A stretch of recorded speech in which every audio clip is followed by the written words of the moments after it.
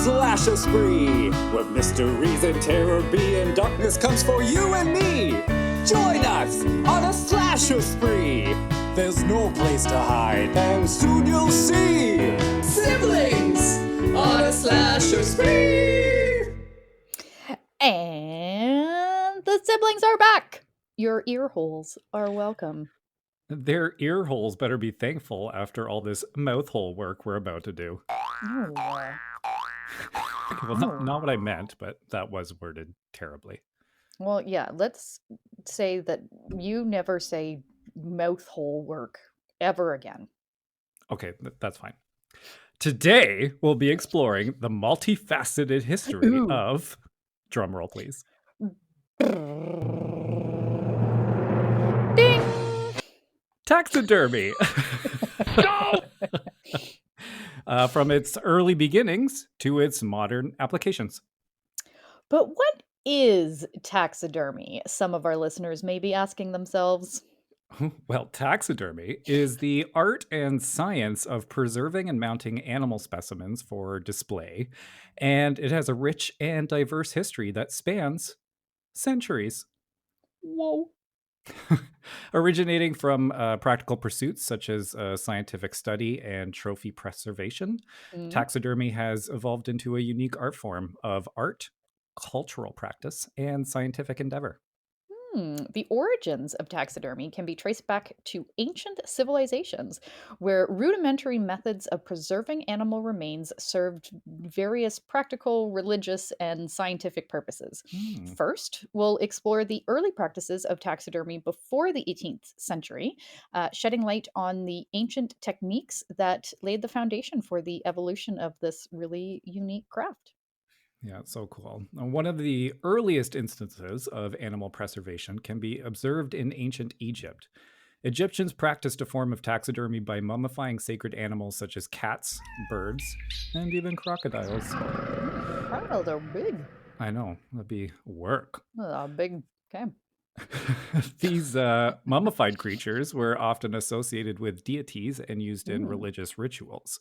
The meticulous process involved removing internal organs, treating the body with preservatives, and then wrapping it in linen bandages. And that sounds kind of nice. That sounds like a spa. In ancient Greece and Rome, animal specimens were preserved for both scientific study and decorative purposes. Aristotelian zoology, for instance, so I guess this is like a study, like a thing that you take in school. So that study or topic, I guess, required the examination person. Say what? Well, Aristotle was a person, so Aristotelian zoology is like his take on zoology, I think. See, explained. Perfect. So this required the examination of animal anatomy, leading to the development of basic taxidermy methods. Additionally, Romans created lifelike replicas of animals for display in gardens and private residences. Yeah. Ancient Chinese civilizations also engaged in early taxidermy practices. Some Chinese tombs from the Han Dynasty, which was 206 BCE to 220 CE, contained small sculptures of domesticated animals, reflecting an early form of artistic preservation. These artifacts served as companions to the deceased in the afterlife. During the Middle Ages, the practice of taxidermy was intertwined with religious traditions. Relics of saints, often animal bones or body parts, were preserved and displayed in churches and religious institutions. The idolization of these relics contributed to the development of I am getting so tongue-tied today. So quick note to our listeners, I just recorded all of Leo's voicemail things. Oh, yes. So my voice is in high demand right now. I'm going to do a hair flip that you can't see. I wear my hair back and Let's get back to business. The idolization of these relics contributed to the development of techniques, I almost did it again, for preserving both human and animal remains. Yeah. In the Islamic Golden Age, which was the 8th to 14th centuries, 8th scholars. century. That's I so know, can long you ago? imagine? So Oh, long ago, nope. right? They didn't have no podcasts. They did not. They did not. I wonder what they thought. You know what? We're going to go off. We're going to go down a rabbit hole here. Yeah, that's fair. Let- Yeah. Let's So stick to the script. scholars in Yeah. the Arab world made significant contributions to the fields of medicine, biology, and zoology. The translation of ancient Greek texts, including works by Aristotle, led Mhm. to an increased interest in the study of animals. While not taxidermy in the modern sense, these pursuits laid the groundwork for a scientific understanding of the natural world. Many indigenous cultures around the world practiced a form of taxidermy through the creation of effigies and ceremonial displays using animal parts. Ooh. These practices were often deeply intertwined with spiritual beliefs and served as a means of honoring and commemorating animals within the cultural context. So, quick little side note here. I haven't even Yeah. told you this yet because I wanted to Google it. My eyebrow girl, Mhm. we're going not way off. My eyebrow woman is indigenous. And so I've gone twice now. I had like not microblading, it's like a shadow. I don't remember exactly what it's called. But so she takes like super up close, like before and after, so that she can like share on her like social media or whatever, right? Okay. Okay. Yeah. And so I went back for the second time, like to have my touch up done. Last week, and she's like she always just seems to like take a long time like getting the right picture, and I'm like, okay, whatever, not a big deal. So she's like going and going, and all of a sudden she's like, are you indigenous by any chance? And I'm like, oh, no. She's like, are you religious? Like, do you believe in anything? And I'm like, Also, no. I don't think so. Like, I'm like, but I always like I find it interesting what other people, Sure. you know. And she's like, "Oh, I'm indigenous," and she went into like a bit over like what tribe she originates from and location and all that stuff. Oh, cool. And she's like, "Yeah," she's like, "I thought the first time was just my camera." She's like, "But it's happening again, and you have like apparently this aura." And she's like, "It's Oh. something very special and very unique." She's like, "My camera will never completely focus when I'm trying to like take these pictures." She's like, "I Oh, could like girl. talk more about it, but she's like, I don't like if you don't really believe in anything." And I'm like, well, I mean, it's still kind of cool. If you want to say nice things to me and tell me I'm special, then I was have going at to her. say. But yeah, so I thought that was, yeah, apparently I have like this like special thing I'm special. I mean, that that's makes it hard to pretty. take pictures of my eyebrows. That's a very niche market you have there. And I'm sure you Anyway, felt compelled to leave a good tip after that too, but yeah. But I don't know, I thought it was kinda cool. that's Anyways, really cute. yeah, We should have her indigenous on. I'd love to hear it. info. Alright, back Well, to circling back. it. I guess I will say eyebrows are kind of like taxidermy for the face, right? I mean, she's not stuffing anything inside of my eyebrows, nor is she removing anything from my brain. Well, no, but like loose, Preserving? loose transitional Nah, I think you should comparative. just move on. All right, let's move on. Early taxidermy practices were diverse and rooted in the practical, religious, and scientific needs of ancient civilizations. From the mummification rituals of ancient Egypt to the decorative displays of ancient Rome, these early techniques set the stage for the more sophisticated taxidermy methods that would emerge in the centuries to come. So let's move on to the rise of naturalism, which covers the Ooh. 18th to 19th century. Ooh, we're getting there. We're getting Mhm. there. The 18th and 19th century witnessed the emergence of natural history as a scientific discipline, spurring interest in the accurate representation of animals for study and education. Taxidermy gained prominence. I was thinking, did I say taxidermy funny there? I don't think so. No? Okay, we'll just keep going. Taxidermy gained prominence as a means of preserving specimens for museums and private collections. Oh, Pioneering taxidermists like William Bullock and John Hancock contributed to the development of more refined techniques, marking the transition from simple skin stretching to anatomically accurate mounts. that's cool. That's quite the Hmm. jump too. Yeah. Because I googled what skin stretching was because I was like, what do they mean by simple skin stretching? That simple skin stretching.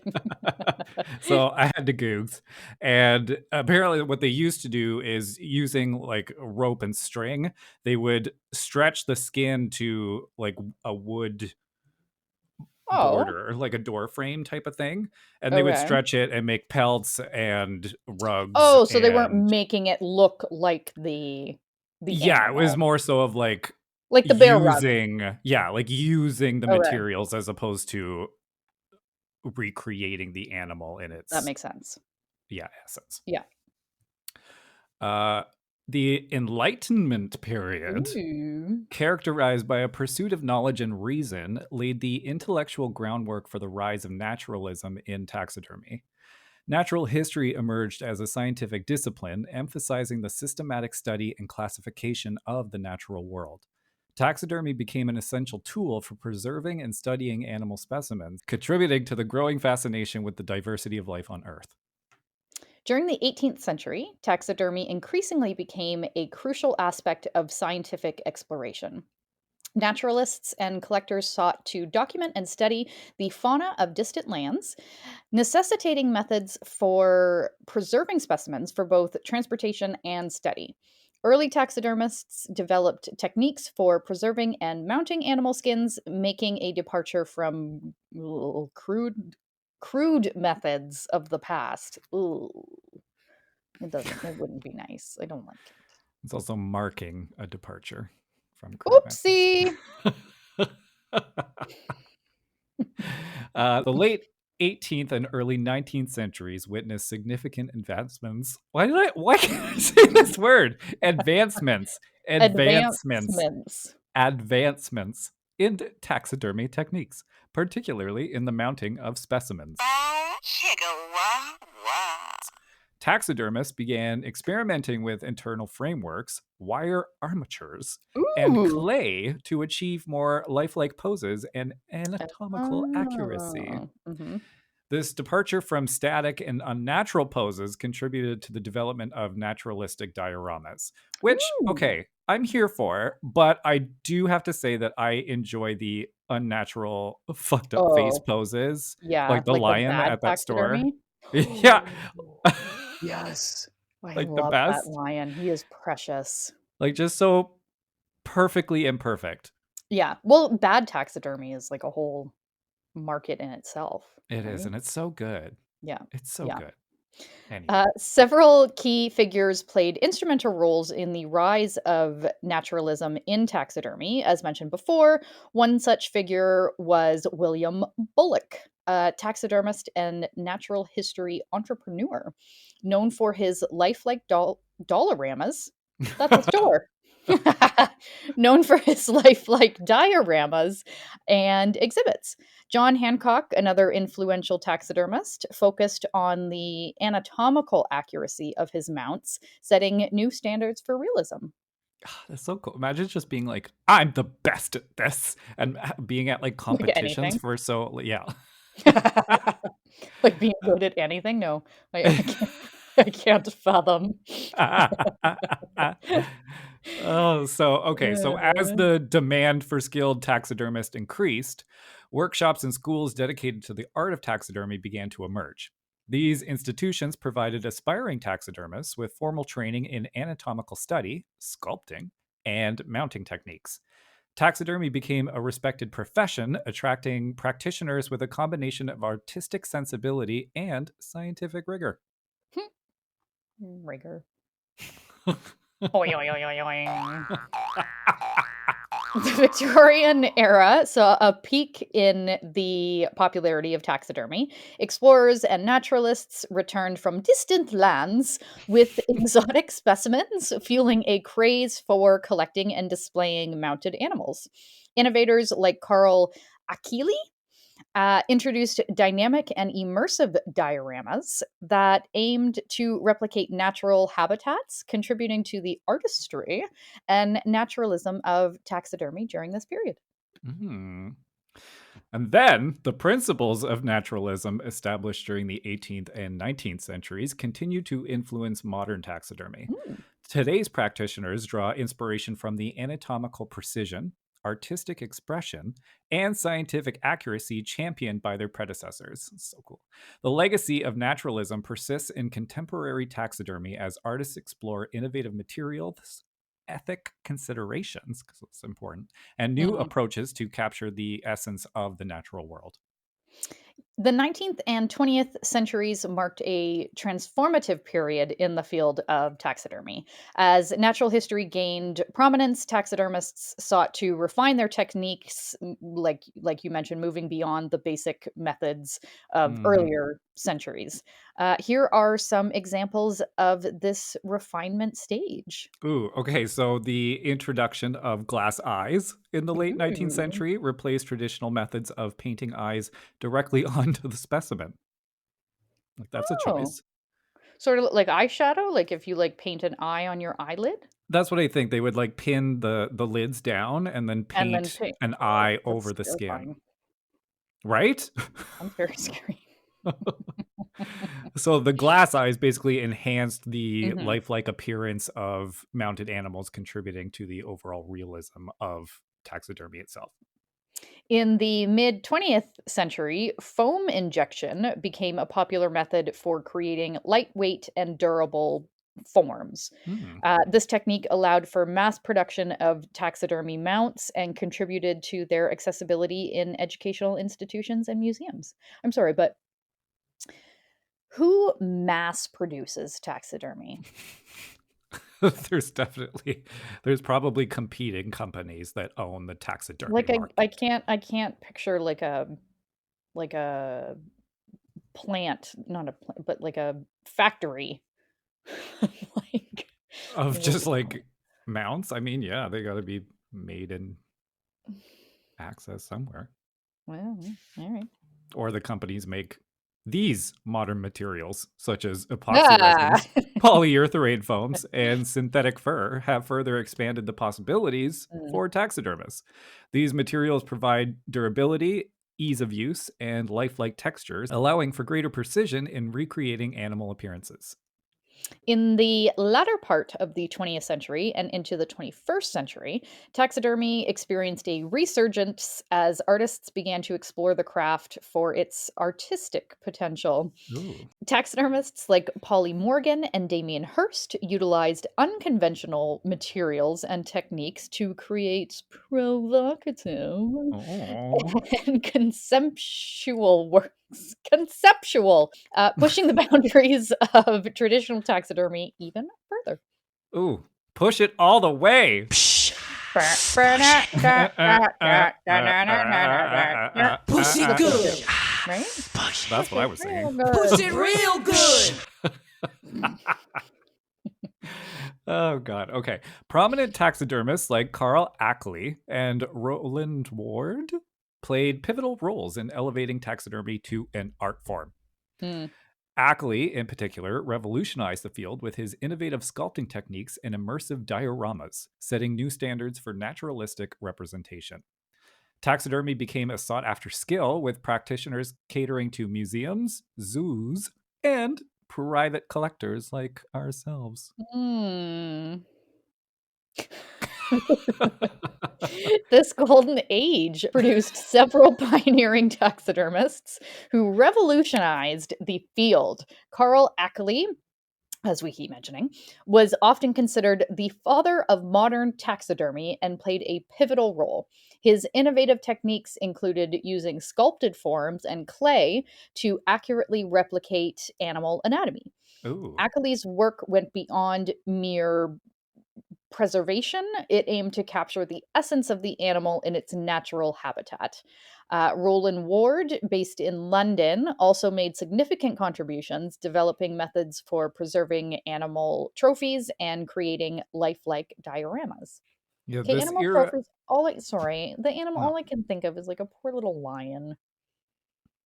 Just, Oh, but like I what? don't At know. I what like to think stage or that, do we feel bad about it? I don't like if the lion dies naturally, Yes. then yeah. But I mean, for you to go out and hunt a lion, and I Yeah, don't I'm like kind of it. on the I fence don't about that like too. it. Same with like I don't love it. they do like the heads of the bucks, like the Yeah. you know. Ah, Yeah. I nah, don't know. I don't know. yeah. I guess it's another topic. It is. I don't remember where we were. Oh, we're talking about this era that saw a shift, Oh, and shift it the did. right, the shifty era from traditional taxidermy displays to immersive dioramas or dollaramas. Artists Dollarama. began If Dollarama had a theme song, this would be it. Yeah. Like that. This would be the part to That's put the in the commercial. theme Yeah. song.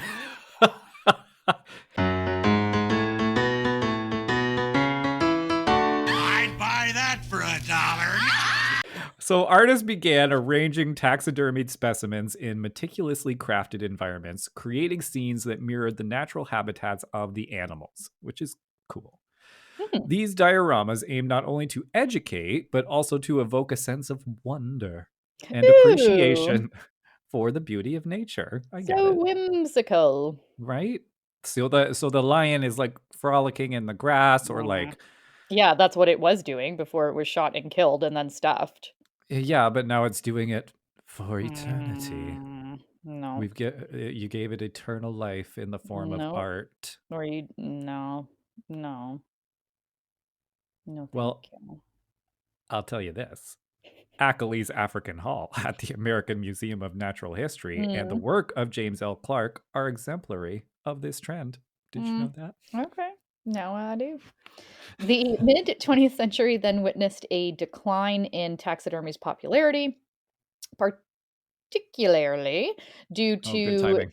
change due to changing attitudes towards trophy hunting and the emergence of alternative preservation methods. See, here you go. However, taxidermy experienced a resurgence Oh, in the here we late go again. 20th century, revving back up, as artists and enthusiasts began embracing it as a form of contemporary art. This Oh. period saw a shift towards artistic expression, which practitioners experimenting with unconventional materials and conceptual approaches. So this was driven by a shift in perception from a utilitarian craft to a form of contemporary art. Artists and enthusiasts began to explore taxidermy as a medium for artistic expression rather than merely a means of preserving animal specimens.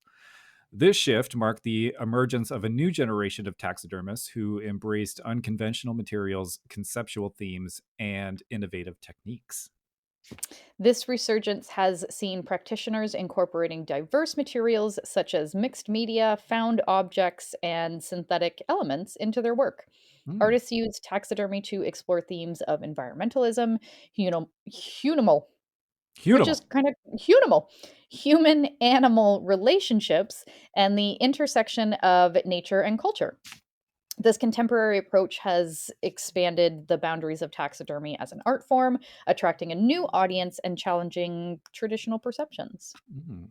So, as you mentioned, ethical Mhm, considerations and sustainability have become central to this discourse. Contemporary taxidermists are increasingly conscious of the ethical sourcing of animal specimens, opting for sustainable and humane practices. Hallelujah. mhm, This mhm. ethical awareness aligns with broader societal concerns regarding conservation and the responsible treatment of animals, which is super important. Yes, and as much as we love our taxidermy, it is incredibly important to us that these items are obtained responsibly. Hurting animals, like the hunting thing in any form, is not cool and should never be considered as a source for materials. Dead raccoons that we find on the side of the road, ding, ding, ding, up for grabs. Yes. From its ancient origins to its modern day applications, taxidermy has undergone a fascinating evolution. What began as a practical endeavor for preserving specimens has transformed into a dynamic and multifaceted art form, reflecting shifts in scientific understanding, cultural values, and ethical considerations. As taxidermy continues to adapt to contemporary contexts, it remains a testament to humanity's complex relationship with the natural world. So, I think it's Ugh. time we talk about what pieces of taxidermy that we have in our collection. Oh, it is. Kristen, please tell our listeners what you currently have. Okay, let's do it. So, I'm trying to think. Are we including like skeletal, like constructed? I guess not. Mhm. That's different. Yeah, I'm going to say that's different. Okay. So let's just go real old-fashioned taxidermy. Okay. I have a two-headed ducky, which is Oh, so very cute. cute. I have a crow. Mm. I have a bat, and probably one of my well, the two-headed duck is really cute, but I also have a mouse that is dressed as a ballerina. Oh, that is also really cute. What about you, Randall? I also have to I don't know about the bat because is a Mm. bat taxidermied or is it just dried? Mm, drop. Because I No, thought because like I mean because they're are they scooping it out and then mm, like I don't think I don't so, know. right? Like I guess it depends on how big the bat is. I mean, Although your bats aren't bat very is like big. in a frame, right? Isn't it? Or No, no? it hangs. It hangs by its toesies. Oh yeah, okay. See, yeah, I have one like that too, but I didn't know if it counted. Mm, we can put it somewhere in the middle, or maybe you're. I don't know. Yeah, somewhere in the middle. I don't know. But yeah, you obviously have me beat because, well, I have a number of wet and dried specimens. I don't have any actual taxidermy. Shame. Need I that big know. shame bell. Shame. Shame. Shame. That's I embarrassing for you. know. I know. But shush. In my defense, that shiz is hella expensive, Mm, and my city living apartment square footage keeps my options limited. I do, however, have my eye on a set of ravens to perch on top of my two oddity cabinets. mm. I think that would look super cool. And I may have to settle for a set of crows, though. Yeah, because I don't. So, what is the difference between a crow and a raven? Are you setting up a joke or is that a legitimate question? No, it is a question. Oh, okay. So ravens differ from crows in appearance by their larger bill, their tail shape, and flight pattern, and by their large Mm, size. So ravens are as big as red-tailed hawks, and crows are about the size of pigeons. mm. Uh, the raven is all black, obvi. It has like a 3 to 4 foot wingspan and is around like 24 to 27 inches from head to tail. The crow is also black, as we know, Mhm. but it only has a 2.5 foot wingspan and it's only about 17 inches long. It's like half. And then the raven weighs like around 40 ounces, and the crow is like 20 ounces. And this is why I'll probably settle for a set of crows because they're more common in the area and they do cost less. So What fascinating bird information. Oh, well, a bird. A bird's a word, well, a bird. A bird's a word, well, a bird. A bird's a word. Like, now I know why you typed that. Oh, please tell me, what's the difference between a crow and a raven? So that you can sound all smart, like you know about birds. well, that obviously. And I thought our listeners would be genuinely Yeah. curious what the difference was because I didn't know. Yeah, I knew they were different, but you're right. I didn't know why. Correct. I And I knew they did were under different. And if I saw one, I wouldn't be able to tell you why it was one other than the other.